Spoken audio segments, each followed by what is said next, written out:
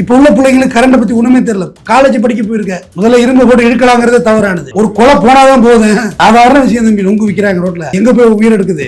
இரும்பு கம்பி எடுத்துட்டு தொரட போட்டு தொரட போட்டு. அனைவருக்கும் வணக்கம். ஸ்ரீபெரும்புதூர் வட்டம் சிறுமாங்காடு பகுதியில பனைமரத்துல பனங்காய் வெட்ட போன 2 பேரு மின்சாரம் தாக்கி உயிரிழந்துட்டாங்க. டெல்லி கணேஷ், தட்சிணாமூர்த்தி 2 பேரும் பரிதாபமாக இறந்துட்டாங்க. நடந்தது என்னன்னு பார்ப்போம். கோடை விடுமுறை வந்துட்டு பொதுவாகவே பனைமரத்தில் ஏறுறது எல்லாருக்கும் வழக்கம்தான். எனக்கு அந்த எக்ஸ்பீரியன்ஸ்லாம் உண்டு. பனைமரம் ஏறுறது உண்டு. கோடை விடுமுறையில் உறவுக்காரம் உண்டு, போகிறது உண்டு. குளத்துல ஜாக்கிரதையாக இருங்க, கிணத்துல ஜாக்கிரதையாக இருங்க. அங்கே அந்த மாங்காட்டிட்ட கல்குவாரி ஒன்று இருக்குது தம்பி, அதில் போனால் குளிக்கலாம். தண்ணி தெளிஞ்ச தண்ணியாக இருக்கும். ஆனால் அதுலேயும் நிறைய பேர் இறந்துட்டாங்க. எங்கனக்கு பள்ளம் இருக்குன்னு தெரியாது, சூழல் இருக்குன்னு தெரியாது. கல்குவாரி கூட ரேண்டமாக எடுத்துருக்க மாட்டாங்கல்ல. இவங்க ஏறி பனைமரத்தில் ஏறி பனங்காய் வெட்டினது வரைக்கும் இவங்களுக்கு ஒன்றுமே எழுதி விளையாடலை. பனங்காயெல்லாம் வெட்டிட்டாங்க, வெட்டிட்டு கீழே இறங்கிட்டாங்க. அதுக்கு அடுத்தாப்புல அந்த ஒரு பனங்காய் விழுந்தது இல்லை, அது வந்து ஹெச்டி லைன் கொலையில் விழுந்துட்டது. பனங்கொலைன்னு சொல்லுவாங்க, பனங்கொலை. ஹெச்டி லைன், ஆமாம், ஈபியில் ஹை டெம்பரேச்சரில் விழுந்துட்டது. விழுந்துன்னா என்ன பண்ணிட்டு இருக்காங்க பாருங்க. படிச்சிருக்கீங்க, கரண்ட்டை பற்றி ஒன்றுமே தெரியலையே. இந்த உள்ள பிள்ளைங்களுக்கு சொல்கிறாங்க, கரெக்ட் என்ன செய்யுங்கிறதே புரியல உங்களுக்கு. இரும்பு கம்பி எடுத்துக்கிட்டு தொரட போட்டு தொரடுன்னு சொல்லுவாங்க ஊர்ல, கேள்விப்பட்டீங்களா? அப்படி வளைச்சிக்கிட்டு இருக்கோம். அது போட்டிருக்கிறது வந்து மரத்துல போட்டிருப்பாங்க. கொஞ்சம் அதிக டெக்னாலஜியில பிளாஸ்டிக்ல எல்லாம் போட்டாங்க. இதே பொழுது வரைக்கும் தொரட வந்து கட்டிக்கணும். அப்படி தொரடுல வந்து சின்ன நாதாங்கி இருக்கும், இல்லை கம்பி வச்சுட்டு கட்டி வச்சிருப்போம். ஹெவியா எடுத்தீங்கன்னா தொரடு மேலே மாட்டிக்கிடும். அதுக்கு சில பேர் இரும்புல வச்சு வெல்ட் அடிச்சிடுறாங்க. இப்ப தவறானது அது, அதுக்காக வேண்டி கண்டுபிடிக்கல. ஆட்டுக்கு தலை வடிச்சு போறதுக்கு உள்ளது அது. இவங்க இந்த பனங்காயை போட்டு இழுத்தாங்க பார்த்தீங்களா? பனங்காய் ஆல்ரெடி எர்த்தாகிட்டு இருக்கு. இதுல ஈபில பனங்காய் உயிர் இருக்குல்ல, இதுல ஈரம் இருக்குல்ல, ஈரம் அது எர்த்தாகிட்டு இருக்கு. தோட போட்டு இழுத்தோடனே பாடி எடுத்து கீழே அவங்க கொடுத்துட்டாங்க. ரொம்ப நாள் கேள்வி கேட்பீங்க, வெறும் கரண்ட் உங்களை ஒண்ணுமே செய்யாது. ஒரு கரண்ட் ஒயரை கொடுங்க, இதுதான் பேஸ் ஒயர்னு வச்சுங்களேன். இந்த பேஸ் ஒயரை இப்படி சேரை மடக்கிட்டு கீழே உட்காந்து பிடிச்சிட்டோன்னா ஒண்ணுமே செய்யாது. இன்னைக்கு வெறும் கரண்ட் இருக்குது இல்லை. ஆனா உடையாது இப்படி மேல யாராவது டச் பண்ணிட்டீங்கன்னா பாடி எடுத்தாயிடும். 2 பேரும் காலி. கால் எப்போ பூமியில போடுதோ, கால் இவ்வளவு தூரத்துல போகல நியூட்ரல் ரெடி ஆயிடுது. பாருங்க, ஒண்ணுமில்லாத எர்த்துங்கிறது ஒண்ணுமே இல்லை, உயிரற்ற பொருள். கரண்டாவது பவர் உள்ளது. இந்த எர்த்து கிடைச்சிருச்சுன்னு வைங்களேன், ஆட்டங்காலி. இதுல ஃபர்ஸ்ட் கணேஷ் பிடிச்சி இழுத்துருக்காப்ல, டெல்லி கணேஷ். அவரை காப்பாற்றப்பட நண்பர் தான் அடுத்தாள். ஒருத்தர் பிடிச்சிட்டாங்க, பனங்கொலையை பிடிச்சாங்கல்ல, அப்படி இழுத்தாங்கல்ல. கணேஷ் இழுத்து பார்த்து அவர் என்ன செய்ய, ஐயோ நண்பனுக்கு எதை வெட்டுதான்னு சொல்லிட்டு இவரு விழுந்துட்டு அவசரப்பட்டாங்க. கொஞ்சம் நிதானமா என்ன செய்யணும்னா, ஒரு மரக்கட்டை போன்ற பொருள் எடுத்து, உயிரற்ற பொருள் எடுத்து கையை அடிச்சிடும் டேர்னு, அப்பதான் கரண்ட் விடும். நான் எனக்கு தெரிஞ்சு ஒரு 5 வயசு 4 வயசு பையன் இருப்பான், நாகப்பட்டினம் ஜிஹெச்ல பார்த்தேன். ஒரு 20 years back, definitely 20 years back. அவன் வந்து துணி கொண்டு போய் வேலியில காய போட்டிருக்கான்.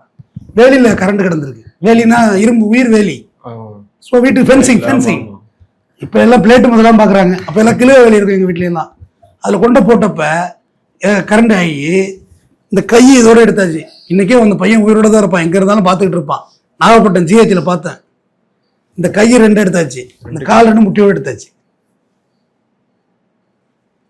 நான் வேற ஒரு கேஸுக்கு ஆண்டி பேஷண்ட் உள்ளே இருந்தாங்க, பார்க்க போயிருந்தேன். நாங்கள் ஏதோ விட்டு சிரிச்சுக்கிட்டு இருந்தோம், கமெண்ட் சிரிச்சுக்கிட்டு இருந்தோம். ரொம்ப ஏழ்மையான குடும்பம் தான். அந்த பையனும் சிரிச்சாங்க. அவனுக்கு தனக்கு என்ன நடந்திருக்குன்னே தெரியல. இல்ல தெரியல, கை கால் போயிட்டுங்கிறது. இன்னைக்கு அந்த பையன் பார்த்துட்டு இருப்பான், தம்பி அந்த பக்கத்து பெட்டில் இருந்தது, நான் உங்களை பார்த்தேன், ஞாபகம் வச்சேங்க. 20 வருஷம் இருக்கும் கரெக்டா. ஸோ கரண்ட்டை பற்றி சின்ன பிள்ளையிலேருந்து பாடம் நடத்துகிற விதம் சவராக நடத்திட்டாங்க. நான் சின்ன வயசுல கரண்ட்டை ரொம்ப எக்ஸ்பெரிமெண்ட்லாம் பண்ணி பார்த்தாரு. எலிமினேட்டர்னு ஒன்று இருக்கும், எலிமினேட்டர். அதை வச்சு பேட்டரி கார் ஓட விடுறது, தயாரிக்கிறது எல்லாம். நான் 7வது படிக்கல எனக்கு சயின்ஸ் பாடம் நடத்தினார் வாத்தியார். இது கரண்டை கொண்டு போய் இரும்பில் கொடுத்தா காந்தம் உருவாகும்னார். உண்மைதான், உருவாகும். நான் கொடுத்த இரும்பு பெரிய சைஸ் இரும்பு, வீடு பீசி போய் டிரான்ஸ்ஃபார்மர் பீசி போச்சு. டப்புன்னு எல்லாம் எகிரிச்சு பண்ணிட வேண்டியது. ஆனால் எப்படி திரும்ப பண்ணியிருந்துருக்கணும், பிளேடில் கொடுக்க சொல்லியிருக்கணும் என்கிட்ட. ஆனால் காந்தம் உருவாயிட்டு. டிரான்ஸ்ஃபார்மர் தான் வெடிச்சது, ஆனால் காந்தம் உருவாயிட்டு. அதை வச்சேன் மறுபடியும் இரும்பு தொட்டு பார்த்தா நின்றுச்சு. வெளியே தெரியாமல் வச்சுட்டா கண்டுபிடிச்சான்னு வச்சேங்க. நான் தான் பண்ணேன் இந்த வேலையை.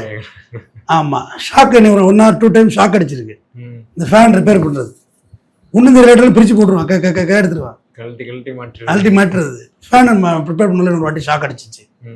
செல்ஃபோன் சார்ஜர் ஒரு வாட்டி ஷாக் அடிச்சிருக்கு. செல்ஃபோன் சார்ஜர் அவுட் ஆகாது. இதுலேருந்து கரண்ட் வராது தம்பி. அந்த சொருவத்துக்கு வந்து பிளக் வச்சில்ல, ஒயர் வச்சிருக்கேன், அது ஒரு வாட்டி எனக்கு ஷாக் அடிச்சிருக்கு. முச்சு பச்சு இல்லை, தொப்புறதுக்கு போட்டது. ஆனால் விட்டு தூக்கிடுச்சு, மூணு வெளியே போய் விழுந்தேன். ஒரு அதிசயமான ஆச்சரியமான பொருள் கரண்ட்டு. அதில் விளையாடக்குள்ள ரொம்ப ஜாக்கிரதையாக இருக்கணும், லைனில் விளையாடக்குள்ள சொல்கிறேன்.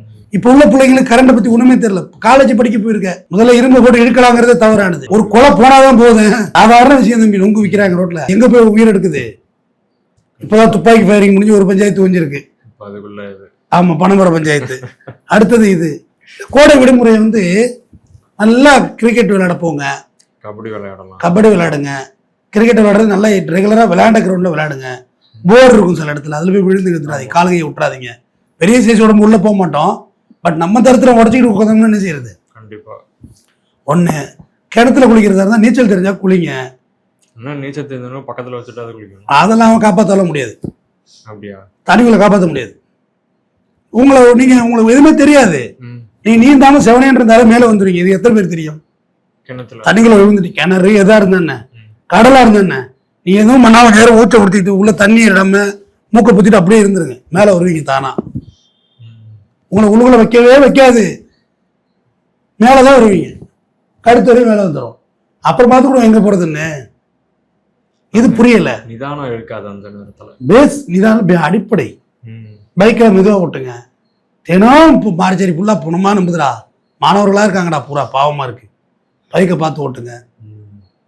சொந்தக்காரத்தில் போய் இந்த மரத்தில் ஏறி விளையாடுறேன்னு ஏறி கீழே விழுந்துடாங்க. நாங்களாம் விழுந்துருக்கோம் மரத்தில், டாம மரத்தில் ஏறி விளையாடுறது, ஓனா விட்டு பார்க்குறது, ஏறி விளையாடுறது, போத்துரு விழுவுறது. அதில் ஒருத்தன் வந்து எனக்கு தெரிஞ்சு முளைக்கட்டுன்னு சொல்லுவாங்க தெரியுமா, மாட்டு கடிச்சிருப்பாங்க. அது வயிற்றுல சொருகி மத்தியானம் சாப்பிட்ட புளியோதரையெல்லாம் வெளில வந்து செத்து போயிட்டான். கண்ணெதிர பார்த்த நிகழ்வுகள் தான் நான் சொல்றது. இப்படியெல்லாம் நடக்குமாலாம் யோசிக்காதீங்க தம்பி, நம்ம எதிர்பார்க்காத நடக்க ஆரம்பிச்சிடும்.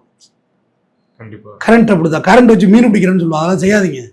மீன் பிடிக்கிறது தூண்டில் போட்டு பிடி, வலை போட்டு பிடி, கரண்டை ஒட்ட வைக்கிறது, கரண்ட் வச்சு பண்ணி பிடிக்கிறது. பண்ணி பிடிக்கிறதே தப்பு, இதை கரண்ட் வச்சு பிடிக்கிறது. எவனாவது வெளியாக அப்புறம் அடிபட்டுறாது கரண்ட்ல. ஸோ அதெல்லாம் தவறானது. ஆமாம், கரண்ட் வந்து பாதுகாப்புக்கு விடுமுறையே கிடையாது. திருப்பி ஒரு முறை சொல்லுங்க. பாதுகாப்புக்கு விடுமுறையே கிடையாது. எல்லா நேரமும் பாதுகாப்பாக தான் இருக்கணும். இந்த ஃபேன் கைண்ட் விழாதுங்கிறது ஒரு நம்பிக்கை, ஏசி கண்டென்சர் வெடிக்காதுங்கிறது ஒரு நம்பிக்கை. வெடிச்சதுன்னா ஒன்றுமே பண்ண முடியாது. முடிஞ்ச அளவு ஜாக்கிரதை, ஈர கையோட சுவிட்ச் போடாத. நம்ம சேஃப்டி நம்ம பார்த்துக்கணும். நமக்கு ஈர கையோட சுவிட்ச் போடாத. முடிஞ்ச அளவு பாதுகாப்பாக இருங்க. நன்றி.